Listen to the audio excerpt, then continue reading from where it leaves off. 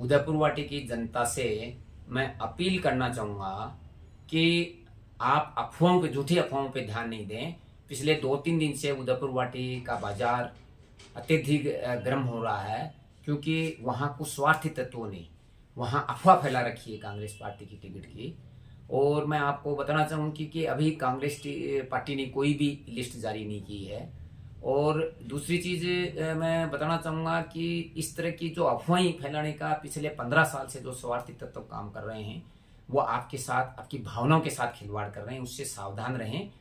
और साथ में मैं कहना चाहूँगा कि पूरे राजस्थान में कांग्रेस के प्रति बहुत अच्छा माहौल है। उदयपुर वाटी में भी बहुत अच्छा माहौल है, क्योंकि पिछले 3-4 महीने से हमने राजस्थान सरकार की जितनी भी जन कल्याणकारी योजनाएं हैं उन सब को लेके गांव ढाणे डोर टू डोर जाने का काम किया है। जहां तक हम पहुंच पाए वहां तक कोशिश की है कि गांव गरीब किसान तक ये पहुंच करके इन जन कल्याणकारी योजनाओं की जानकारी दें और अंतिम कड़ी में बसे व्यक्ति तक उसकी कोई समस्या है तो उसको समाधान करने का प्रयास करें। उसी को लेके हमने पिछले दिनों एसडीएम साहब को ज्ञापन भी दिया था। 4.5 साल के दौरान जो अन्याय अत्याचार लूट का शासन रहा है उसके भी लिए हमने ज्ञापन दिया था।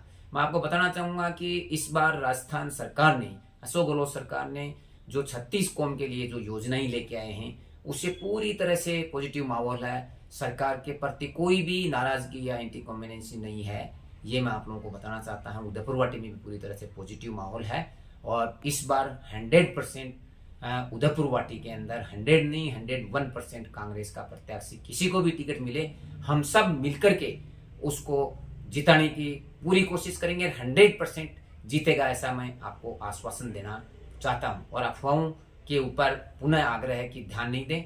मैं आपको बताऊं कि पिछले 15 साल से शुभकर्ण जी और राजेंद्र गुड्डा ने किस तरह से उदयपुर वाटी की जनता के साथ विकास के नाम से जो खिलवाड़ किया है, विकास के नाम से जो लूट की है, विकास के नाम से जो जनता की भावनाओं को आहत किया है, उसके बारे में जो 3 मूलभूत आवश्यकताओं को लेकर थोड़ी सी चर्चा करूंगा। पानी, सड़क और बिजली, ये तीनों की चर्चा करूंगा। पानी की बात करूं तो इन लोगों को 3 कार्यकाल मिले, दोनों को, राजेंद्र गुड्डा जी को 2 कार्यकाल मिले और शुभकर्ण चौधरी को 1 कार्यकाल मिला। इनको पानी की याद अब आई है। राजेंद्र गुड्डा जी को तो अब याद आई है, कुमाराम लिफ्ट योजना को अशोक गहलोत जी ने रोक दिया।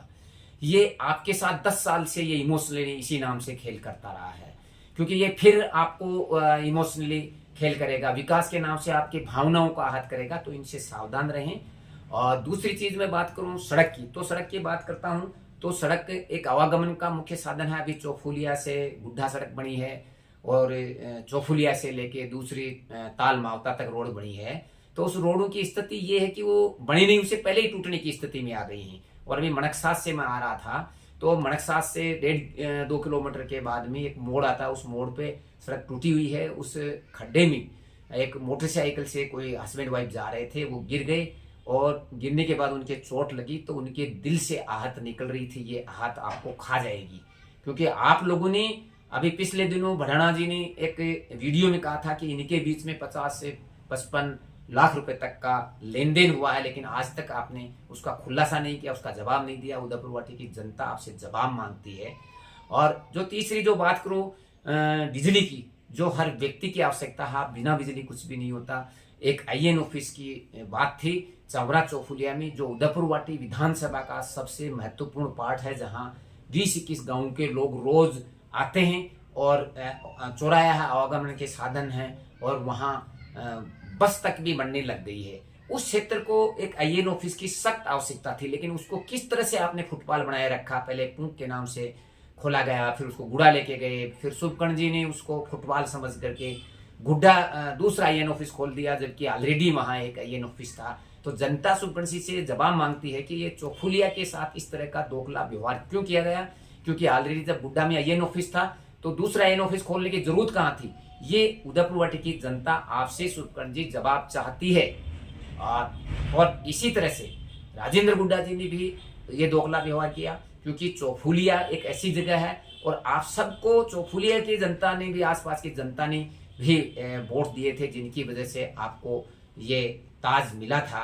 और मैं तो ये कहता हूं कि जीतने के बाद वो वोट दिया कि नहीं दिया, आप सबके विधायक थे, तो आपको विकास एक समग्र विकास, समान रूप से विकास करना चाहिए था।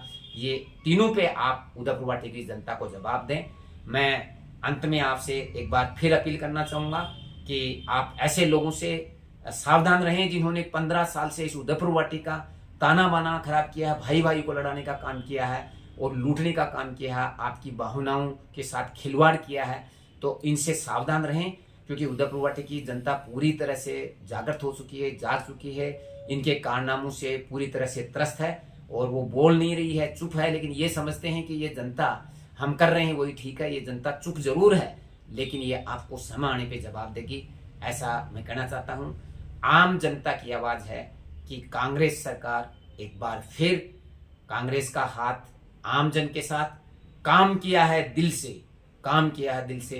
कांग्रेस एक बार फिर से जय कांग्रेस। और साथ में मैं कहना चाहूंगा कि ये रोज जो दुकान अपने बदलते हैं, इस उदयपुर वाटी को इन्होंने एक बिजनेस, ये दुकान एक फैक्ट्री समझ रखा है लूट का, और ये रोज अपनी दुकान बदल रहे हैं। इनके लिए कहना चाहूंगा कि जो चेहरे रोज बदलते हैं नकाबों की तरह, जो चेहरे रोज बदलते हैं नकाबों की तरह, उनका जनाजा धूमधाम से निकलना चाहिए, उनका जनाजा धूमधाम से निकलना चाहिए।